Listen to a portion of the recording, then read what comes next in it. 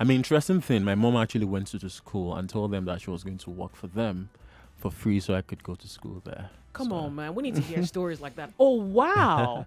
And the proprietress or proprietor agreed? yeah, she did. So my mom never received any salary till the day I wrote my senior WAEC.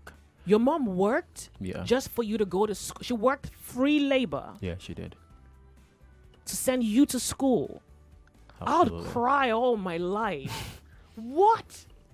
Tell it. Go ahead. I mean, yeah, she totally means the world to me, and I used to give her the world, And I mean, yeah, so that was it. I was just at home for 2 years, nothing was happening, and she just woke up one day. I went there to work as a cleaner, and Oh, you went back there? she to- went there to work Okay, as a cleaner okay. and told them she wasn't going to receive any salary, but she just wanted her son to get an education. And on the day I wrote my senior WAEC, she resigned, and that was it. That was how I got an education. Okay. And so I was playing chess actively. I won my first tournament. I won a trophy, and for a child, that grew up in the slum community, I remember in GSS one, I couldn't even speak any English word because, I didn't have a lot of exposure. But chess was the one thing that gave me so much exposure because we'd always go out for tournaments, we'd meet other kids from King's College, from other schools, and it made me see the world, from a much different perspective. Yeah. And I remember when I won my first tournament in GSS 2, I beat an Indian boy, and I just felt, if I could be really excellent at this chess, then I could really become anything I wanted.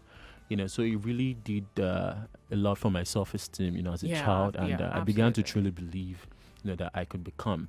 So that was the backstory. And growing up, I went into college, and Where? I went to Yaba Tech. Okay. And I was on a partial scholarship because I was part of the college chess team. Wow. And I won. I was a double gold medalist at the Naipoga and Wapoga games, and I went pro. So I got the national master title. I won the National Friends of Chess. So I won a lot of tournaments, Yeah. and I was ranked number 13 in Nigeria at some point. Wow. So my dream then was to become a grandmaster, but then to scale even further, I had to travel, and compete. So at the time, I didn't have money for that. So that was when I quit going pro. I quit my job to just focus full time on it. You quit your job Yeah, I did. Yeah, teaching professional chess yeah, I did. to make teaching kids in the slums full-time job. How are you making a living now? It's complicated, but Yeah. I mean, it was really difficult at first, really difficult because I was funding the project personally. I mean, for the first 1 year, you know, because we'd always go there. I mean, some of them didn't understand what chess was, but we always promised them snacks and food after the training. Yeah. So because of that, they would always come, in large numbers, and I mean, for the food. yeah, for the food, yeah. So it was really difficult at first, but now we have a lot of people that support. Beautiful. So it has taken a okay. lot of that body. Then you just thought, well, if you have people willing to support, you might as well just give it everything and then make the best out of it. Yeah. What did your parents say about it? I mean, at first, I mean, you can imagine. I mean, my mom was really worried because Yeah, because knew I was, she slaved yeah, to send you to school. Then maybe I mean I'm wondering what's on her mind every time she wakes up and she's like, I'm gonna do this so my son can become somebody. And for parents that generation, somebody is doctor, lawyer. Anybody else outside that food category is hardly anything. I mean, absolutely. My parents wanted me to be a doctor. And I mean, unfortunately, I missed the MBBS cutoff mark for Unilab by just 1 point. So, and that was, I mean, at that time was the worst, period of my life because people had a lot of good expectations for me. While I was in secondary school, I was, the senior prefect. I was the top, person in class, and all my teachers, everyone, because they knew how much, my mom had sacrificed for me to be in that school. And I didn't get in. And a lot of my friends that we finished school together traveled out. Once I went to private universities and once. So that's when it became clear that my parents didn't have the money to make, an alternative provision for me. And so, I mean, from that, eventually now going to Yaba Tech and now telling them that I wanted What did to you do study? something. Pardon me. Computer science. Okay. Yeah, but tech. So I still do a bit of graphics, And so they were really worried. And, my mom cried because she was worried about me. She wanted me to really just do something first, At the time too, I was considering traveling because I got a job as a chess instructor somewhere in Atlanta, Georgia, and I was supposed to travel, but I decided to not go because that was when we started the project. Then we had one success story, and it's that success story that gave me the confidence to just say, okay, I'll go What all was the the way. story that made you turn down an offer from Atlanta? Good. So what happened was that Your story is during- going to make me cry. I don't. no. I don't know whether I prepared for this. I mean, so I discovered this little girl. Her name is Basirat. And so that was when we started out because at the time I didn't have a plan. Like I said, the mindset was just chess was going to give them some sort of intellectual branding and people would look at them differently because of that. Yeah. So let me teach them so they would at least have that skill. And they would gain a lot of relevant skills, a lot of them were not in school, so it was just easy to just do that for them, pending the time they could probably get back to school or something. So I found one little girl that was part of our academy then. Yeah. She was 5 years old at the time. She had never been to school before. And she would always come really early and she would want me to give her the queen. She would always want to hold on to the queen piece.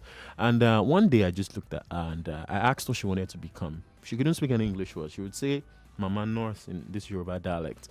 And for the first time I went home on that day and I wrote about this little girl that I found, in our training center, who dared to dream, despite never having seen the four walls of the classroom before. Yeah. She was sure of that one thing.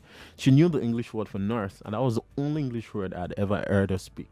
And everybody in the community knew that. So I wrote about this little girl, and the story went viral. Then I didn't even know I could write that well. And we started getting emails from people in the US and the UK that, this little girl would like to support her, would like to support her education. And it just dawned on me that, just because I told people that, look at this little girl holding onto a queen piece, and I put out the picture and I told the story behind it, people wanted to help. Yeah. And that was it. Basira got scholarship, went enrolled in one of the best schools around, and she got a lot of support. And it just she became Nigerian clear. Yeah, in Okay. Nigeria, Yeah. in Ikorodu there. Okay. So it just became clear to me that That was a success story. Yeah, that was it. That made you find, choose find Nigeria other children over Atlanta. Yeah, true. So wait, you're not driven by money. No, of course not, because You're not driven by fame. No, absolutely not. There's something about,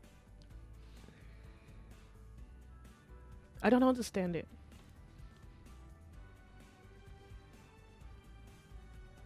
But maybe I do. Is that I don't see it every time.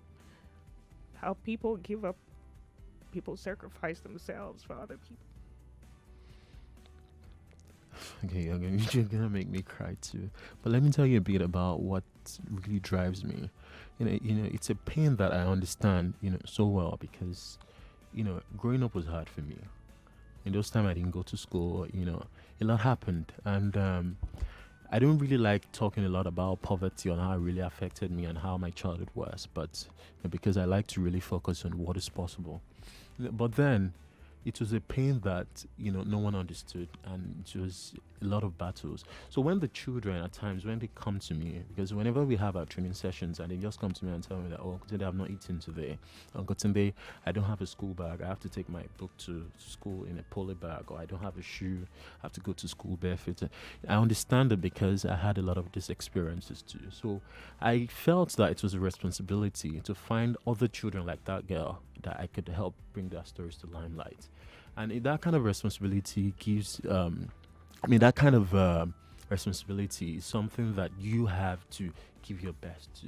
So it was easy to me to just say, man, okay, I could just be here, because what if the success of so many children would depend on me actually doing this? Ambassador was just a clear example, and it was just easy for me to just say, okay, I'll do this, I'll stay and see how it pans out. And I know that I'm taking this road less traveled. And whatever happens, I would definitely have no regrets.